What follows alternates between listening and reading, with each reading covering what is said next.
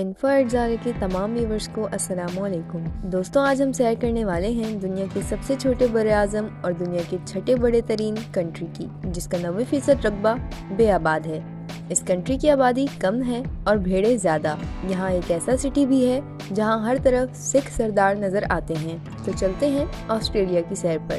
Video کی طرف جانے سے پہلے اگر آپ نے ہمارے یوٹیوب پر موجود چینل انفو ارزارہ کو سبسکرائب نہیں کیا تو اس کو جلدی سے سبسکرائب کر لیں اور ساتھ ہی بیل آئیکن کے بٹن کو دبا دیں تاکہ تمام ویڈیوز آپ کو بر وقت ملتی رہیں۔ آسٹریلیا دنیا کے سب سے چھوٹے براعظم پر مشتمل ہے۔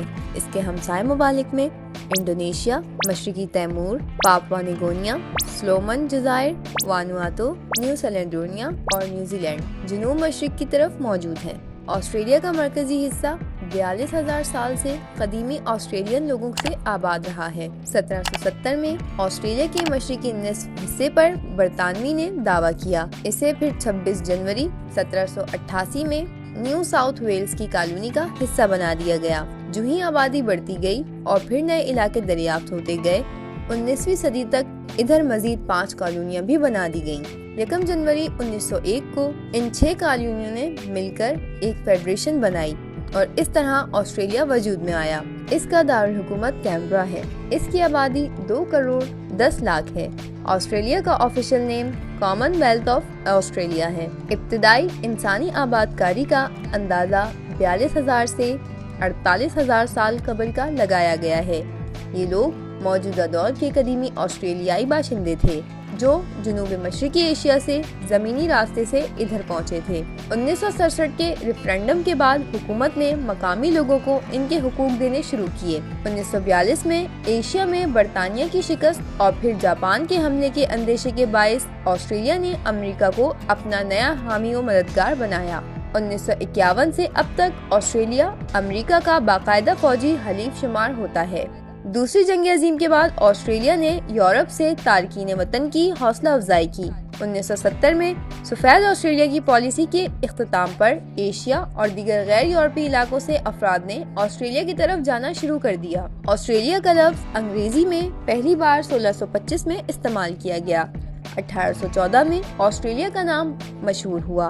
بعد ازاں نیو ساؤتھ ویلز کے گورنر نے اپنے سرکاری مراسلات میں لفظ آسٹریلیا کو استعمال کیا اور 1817 میں اس نام کو سرکاری درجہ دینے کی سفارش کی گئی جو منظور ہوئی۔ آسٹریلیا ایک آئینی بادشاہت ہے جس میں پارلیمانی نظام حکومت ہے۔ ملکہ الزبتھ دوم آسٹریلیا کی ملکہ ہیں اور ان کا یہ کردار دولت مشترکہ کے دیگر ممالک کی نسبت مختلف ہے۔ وفاقی سطح پر ملک کی نمائندگی کرنے کے لیے گورنر جنرل ہوتا ہے، اگرچہ آئینی طور پر گورنر جنرل کو وسیع اختیارات ملے ہوتے ہیں۔ عموماً ان کا استعمال وزیر اعظم کے مشورے سے کیا جاتا ہے۔ آسٹریلیا کا گورنر جنرل ڈیوڈ ہارلے اور پرائم منسٹر اینتھنی البانیز ہیں۔ آسٹریلیا میں 6 ریاستیں اور 2 بڑی اور کئی چھوٹی مملکتیں ہیں۔ ریاستوں میں New South Wales, Queensland, South Australia, Tasmania, Victoria اور ویسٹرن آسٹریلیا شامل ہیں۔ آسٹریلیا کی مسلح افواج جنہیں آسٹریلین ڈیفنس فورسز کہا جاتا ہے، شاہی آسٹریلوی بحری فوج، آسٹریلین بری فوج اور شاہی آسٹریلوی ہوائی فوج پر مشتمل ہیں۔ ان کی تعداد 51,000 ہے۔ آسٹریلیا کا کل رقبہ 7.688 ملین مربع کلومیٹر ہے۔ اس کے گرد انڈین، جنوبی اور اوقیانوس کے سمندر ہیں۔ آسٹریلیا اور ایشیا کے درمیان میں تیمور اور ارافورا کے سمندر واقع ہیں۔ آسٹریلیا کے پاس کل 34,218 کلومیٹر کا ساحل موجود ہے۔ گریٹ بیریئر ریف، جسے دنیا کی سب سے بڑی مونگے کی چٹان ہونے کا درجہ ملا ہوا ہے، آسٹریلیا کے شمال مشرقی ساحل کے بالکل ساتھ ہے اور 2000 کلومیٹر پر پھیلی ہوئی ہے۔ ماؤنٹ ایگسٹ کو دنیا کی سب سے بڑی چٹان مانا جاتا ہے۔ آسٹریلیا میں ماؤنٹ کاکسس کو سب سے بلند پہاڑ ہونے کا درجہ ملا ہوا ہے جو 2228 میٹر بلند ہے۔ آسٹریلیا میں ایک ایسا پودا پایا جاتا ہے جسے صرف چھونے سے ہی انسان کو الٹیاں شروع ہو جاتی ہیں۔ اس پودے کو ڈی سینڈل سائڈ مارٹیز کہا جاتا ہے۔ اس ملک کا بہت بڑا رقبہ جنگلات پر مشتمل ہے۔ آسٹریلیا میں آگ لگنے کی واقعات معمول کا حصہ ہیں اور چونکہ وہاں جنگلات کافی زیادہ ہیں اس لیے ہر سال وہاں کے لوگ آگ کا سامنا کرتے ہیں۔ تاہم سال 2019 کے آخر میں آسٹریلیا کے جنگلات میں لگنے والی آگ نے اس بار نہ صرف آسٹریلی بلکہ دنیا کے دیگر ممالک کو بھی ہلا کے رکھ دیا۔ آسٹریلیا میں مقامی بھیڑوں کی تعداد اس ملک کے باشندوں کی تعداد سے کئی زیادہ ہے۔ ایک اندازے کے مطابق آسٹریلیا میں 12 لاکھ سے زیادہ جنگلی اونٹ ہیں۔ ہزاروں اونٹ پیاس سے مر جاتے ہیں یا پانی تک پہنچنے کے لیے ایک دوسرے کو رون ڈالتے ہیں۔ ویسے تو طوطوں کے بارے میں مشہور ہے کہ وہ انسانی آوازیں دہرا سکتے ہیں، لیکن آسٹریلیا میں بطخ کی ایک ایسی قسم سامنے آئی ہے جو انسانی آواز کی ہو بہو نقل کر سکتی ہے۔ کینگرو اور آسٹریلیا کے سب سے بڑے پرندے ایمو جو ایک خاص معنی رکھتے ہیں۔ آسٹریلیا میں ایک ایسا علاقہ ہے جہاں پہ ایک سرخ رنگ کا خوبصورت کیکڑا پایا جاتا ہے۔ یہ کیکڑا ہر سال اکتوبر سے نومبر تک اس علاقے سے سمندر کی طرف ہجرت کرتا ہے۔ آسٹریلیا ڈیری پروڈکٹس پیدا کرنے والے دنیا کے 10 بڑے ممالک میں شمار ہوتا ہے۔ دنیا کا مہنگا ترین شہد آسٹریلیا اور نیوزی لینڈ میں پیدا ہوتا ہے۔ یہ دونوں ملک دنیا بھر کو گوشت بھی سپلائی کرتے ہیں۔ ہر سال لاکھوں فرزندان توحید خانہ کعبہ میں حج کے موقع پر قربانی کرتے ہیں اور سب سے زیادہ قربانی کے جانور آسٹریلیا سے ایکسپورٹ ہوتے ہیں۔ حکومت یہ جانتی ہے کہ ہم دنیا کو انڈسٹری میں مات نہیں دے سکیں گے، چنانچہ انہوں نے زراعت کو اپنی صنعت بنا لیا۔ یہ لوگ لاکھوں ایکڑ پر گنا، کیلا، کپاس اور پھل اگاتے ہیں۔ آسٹریلیا کی صحراؤں کی مٹی میں بڑی تعداد میں آئرن یعنی لوہا ایلیمنٹ موجود ہے۔ دنیا میں لوہے کی سب سے زیادہ ایکسپورٹ کرنے والے ممالک میں آسٹریلیا بھی شامل ہے۔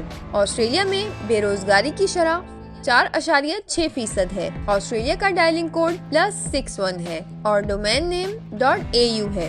آسٹریلیا کا جھنڈا ایک اہم قومی پہچان ہے اور اس کا رنگ اور ڈیزائن آسٹریلیا کی ثقافت، جغرافیہ اور تاریخ کو ظاہر کرتا ہے۔ آسٹریلیا کا جھنڈا نیلے رنگ کی پسماندگی پر قائم ہوتا ہے جو آسمان اور سمندر کو ظاہر کرتا ہے۔ جھنڈے کے ایک سرے پر یونین جیک ہوتا ہے جو اس کی برطانوی کالونی کی تاریخ کو ظاہر کرتا ہے۔ آسٹریلیا کے جھنڈے کے ایک سرے پر ستارہ بھی ہوتا ہے جو فیڈریشن ستارہ کے نام سے معروف ہے اور باقی حصے پر 5 چھوٹے بڑے ستارے بھی ہوتے ہیں۔ سرکاری زبان انگریزی ہے اور اس کا لہجہ مخصوص آسٹریلوی ہوتا ہے۔ 2001 کے سروے میں یہ سامنے آیا کہ 80% گھروں میں انگریزی بولی جاتی ہے۔ اس کے بعد چینی، اٹالین اور یونانی بولی جاتی ہیں۔ سرکاری طور پر آسٹریلیا کا کوئی مذہب نہیں ہے۔ 2006 کے سروے سے ظاہر ہوتا ہے کہ کل آبادی کا 60% حصہ مسیحی ہے، باقی کی آبادی لاطین، مسلم، بت پرست، ہندو، سکھ اور باقی دیگر مذاہب کے ماننے والوں کی ہیں۔ 6 سے 15 سال تک کے بچوں کے لیے اسکول جانا لازمی ہے۔ حکومتی سرمایہ سے تعمیر ہونے والی یونیورسٹیوں کی تعداد 38 ہے اور اس کے علاوہ بہت ساری پرائیویٹ یونیورسٹیاں بھی موجود ہیں۔ اکثر یونیورسٹیاں حکومتی امداد سے چلتی ہیں۔ یہاں حکومت کی طرف سے ووکیشنل ٹریننگ کے اسکول بھی قائم ہیں۔ آسٹریلیا میں 2 نشری ادارے، 3 کاروباری ٹیلی ویژن نیٹ ورک، کئی پرائیویٹ چینل اور بہت سارے عوامی غیر منافعتی ٹیلی ویژن اور ریڈیو اسٹیشن موجود ہیں۔ آسٹریلوی فلم انڈسٹری نے بہت زیادہ کامیابی حاصل کی ہے۔ ہر بڑے شہر کا اپنا اخبار ہے اور 2 قومی اخبارات بھی ہیں۔ کھیل کا آسٹریلوی ثقافت پر بہت گہرا اثر ہے۔ بین الاقوامی سطح پر آسٹریلیا میں بہت سے کھیلوں کے مقابلے منعقد کیے جاتے ہیں۔ آسٹریلیا کی کرکٹ، ہاکی، نیٹ بال، رگبی لیگ، سائیکلنگ، کشتی رانی اور تیراکی میں بہت عمدہ ٹیمیں ہیں۔ 1956 کے اولمپک میلبورن، آسٹریلیا میں منعقد ہوئے تھے۔ آسٹریلین زیادہ جوا کھیلنا پسند کرتے ہیں اور اس کے لیے اپنا پیسہ نہیں چھوڑتے۔ آسٹریلیا کے لوگ گیمز میں بہت زیادہ وقت اور پیسہ لگاتے ہیں۔ آسٹریلیا کے لوگ اپنے زیادہ تر رقم پوکر کھیلنے میں خرچ کرتے ہیں اور ایک اندازے کے مطابق دنیا بھر میں 20% سلاٹ مشینیں آسٹریلیا کے مقامات پر واقع ہیں۔ آسٹریلیا میں بہت سی ٹورسٹ اٹریکشنز ہیں۔ آسٹریلیا کے پاس کھلا آسمان اور وسیع ساحل ہے۔ حکومت نے ان دونوں کو سیاحت کا ذریعہ بنا لیا ہے۔ ملک میں ایسی سینکڑوں ہوائی کمپنی ہیں جو سیاحوں کو پیراشوٹ کے ذریعے اسکائی ڈائیو یعنی آسمان سے کودنے کا موقع فراہم کرتی ہیں۔ ساحلوں پر اسکوبا ڈائیونگ بھی کرائی جاتی ہے۔ آپ کی پشت پر آکسیجن کا سلنڈر باندھ کر گہرے پانی میں پھینک دیا جاتا ہے اور آپ پانی میں نیچے جا کر آبی زندگی دیکھتے ہیں۔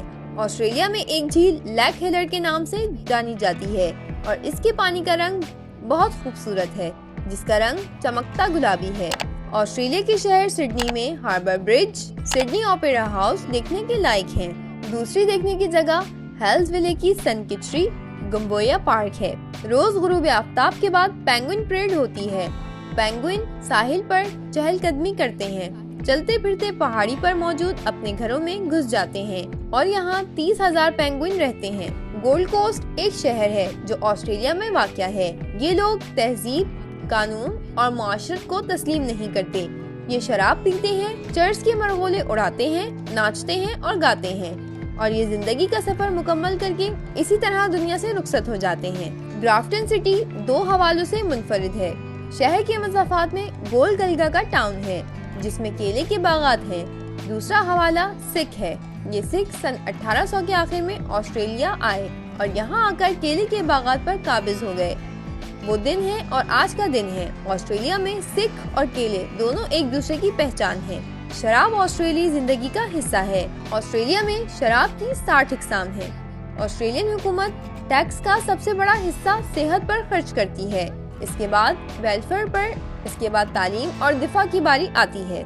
एक दिलचस्प बात बताती चलूं, ऑस्ट्रेलियन टाइम जोन के बारे में। न्यूजीलैंड और ऑस्ट्रेलिया में सूरज मशरिक से मगरिब की तरफ नहीं जाता। ये दाएं बाजू पर तुलू होता है और दाएं बाजू पर ही गुरूब हो जाता है। दुनिया में जून जुलाई गर्म महीने होते हैं, जबकि ऑस्ट्रेलिया और न्यूजीलैंड में ये सर्दियों का आगाज होता है। ये दोनों मुल्क बाकी दुनिया से 6 महीने पीछे हैं। यहाँ नवंबर, दिसंबर और जनवरी में गर्मी पड़ती है, जबकि ये जून जुलाई में गर्म जैकेट्स पहन लेते हैं। प्यारे दोस्तों, ये थी ऑस्ट्रेलिया के बारे में एक दिलचस्प वीडियो जो यकीनन आपको पसंद आई होगी। वीडियो को लाइक और अपने दोस्तों के साथ व्हाट्सएप और फेसबुक पर शेयर करना नहीं भूलिएगा। मेरी हौसला अफजाई और अपनी खूबसूरत सी राय भेजने के लिए कमेंट सेक्शन में कीमती अल्फाज जरूर लिखें। मेरी और आपकी मुलाकात होगी ऐसी ही किसी दूसरी मालूमाती वीडियो में। तब तक के लिए इजाजत दें। अल्लाह निगहबान।